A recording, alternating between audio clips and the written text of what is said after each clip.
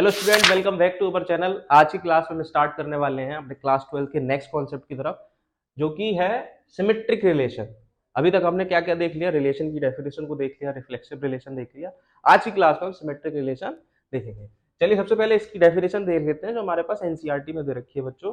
तो एक relation R from set A to set A, फिर से मैंने जो बात बताई थी पिछली क्लास में, पिछले वीडियो में, कि यहाँ पर आपका डोमेन भी ए है और आपका कोडोमेन भी, वो भी बच्चों क्या है? ए है। A relation all A1 A2 belongs to set ए।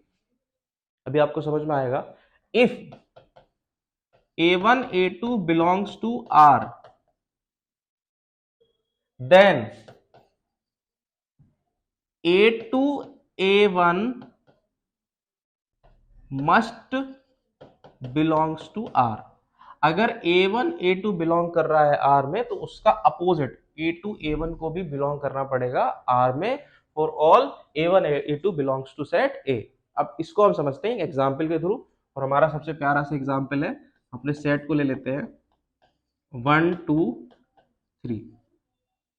ठीक है। अब यहां पर हमने कोई रूल डिफाइन किया और हमने एक रिलेशन बना दिया 1,2। सिंपल डेफिनेशन में समझते हैं। तो अगर 1,2 दे रखा है, तो इसका अपोजिट पेयर भी क्या होना चाहिए? 2,1 भी होना चाहिए। तो ये अब बोलोगे सर आप में इसमें तो आपने केवल 1,2 भी 2 ही लिया, इसमें और भी तो ऑर्डर्ड पेयर बन सकते थे, 2,3 भी बन सकता था और 3,1 भी बन सकता था, 1,3 भी बन सकता था, बन सकते थे। तो यहाँ पर आपकी रिफ्लेक्सिव की तरह डेफिनेशन नहीं है कि रिफ्लेक्सिव में हमें सारे के सारे एलिमेंट 1 2 3 है तो 1 1 भी चाहिए, 2 2 भी चाहिए, 3 3 भी चाहिए। यहाँ पर ऐसा नहीं है। यहाँ पर अगर जो आपके पास दे रखा है उसकी मिरर इमेज होनी चाहिए एक्चुअल में, अगर हम कहें तो उसकी 1 2 है तो 2 1 होना चाहिए।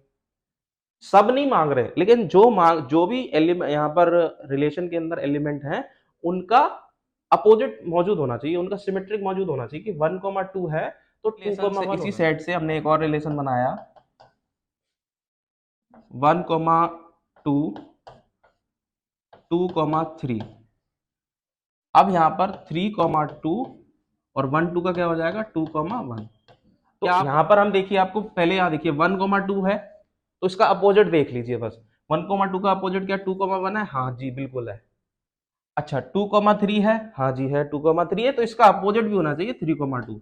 अब देख लीजिए, ऐसा कोई एलिमेंट आपके पास छूटा जिसका अपोजिट आपके पास ना हो? ऐसा कोई एलिमेंट छूटा हमारे पास? नहीं छूटा है। तो इसका मतलब ये भी हमारा रिलेशन कैसा है? रिफ्लेक्सिव है।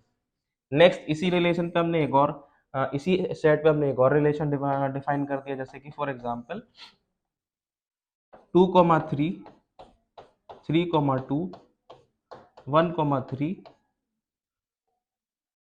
और 1,2 2,1। तो इस रिलेशन को हम सिमेट्रिक बोलेंगे या नहीं बोलेंगे? देखिए 2,3 दे रखा है, तो 2,3 का अपोजिट देखिए 3,2 है। हाँ बिल्कुल है। 1,3 दे रखा है, तो 1,3 का अपोजिट देखिए 3,1 है, 3,1 नहीं है। 1,2 है और इसका अपोजिट 2,1 है, लेकिन 1,3 का अपोजिट 3,1 नहीं है। तो इसका मतलब इस रिलेशन को हम सिमेट्रिक रिलेशन नहीं बोलेंगे। बात समझ में आई? भले ही हमारे पास कितने भी मौजूद हो, 2 का हो गया है, लेकिन हमारे पास कंडीशन क्या है? रिलेशन के अंदर जितने भी हमारे पास ऑर्डर्ड पेयर हैं उनका मिरर इमेज होना चाहिए। 1,2 है, 2,1 चाहिए। ठीक है। 2,3 है, 3,2 दे रखा है, तो 1,3 का हमारे पास 3,1 नहीं है। इसीलिए इस रिलेशन को हम क्या बोलेंगे? दिस रिलेशन इज नॉट, कौन सा रिलेशन नहीं है? ये रिलेशन हमारा सिमेट्रिक नहीं है। अब आपको समझ में आ गया होगा कि अगर हमारे पास रिलेशन दे रखा है आर यहाँ पर, तो हमारे पास जरूरी नहीं है कि हमारे पास इसमें ऑर्डर्ड पेयर तो बहुत सारे बन सकते हैं कि 1 2 भी बन सकता है, 2 3 भी बन सकता है, 3 1 भी बन सकता है। ठीक है। तो जितने सारे के सारे की हमें जरूरत नहीं, लेकिन आपने जो लिख दिया, आपने 2 3 लिखा तो आपको इसका अपोजिट चाहिए 3 2 चाहिए। आपने 1 3 लिखा तो आपको इसका अपोजिट चाहिए, क्या चाहिए? 3,1 चाहिए। बात आपको समझ में आ रही होगी। अगर हमारे पास A1 A2 बिलोंग कर रहा है R में, तो उसका opposite A2 A1 must belongs to set R। इस तरह के रिलेशन को हम बोलते हैं सिमेट्रिक रिलेशन। आई होप आपको ये वीडियो पसंद आई होगी। अब हम आगे बढ़ेंगे और अपने नेक्स्ट क्लास में नेक्स्ट कॉन्सेप्ट की तरफ बढ़ेंगे, जो कि है ट्रांसिटिव रिलेशन। ट्रांसिटिव रिलेशन को हम सीखेंगे नेक्स्ट वीडियो में। Thanks for watching. जय हिंद।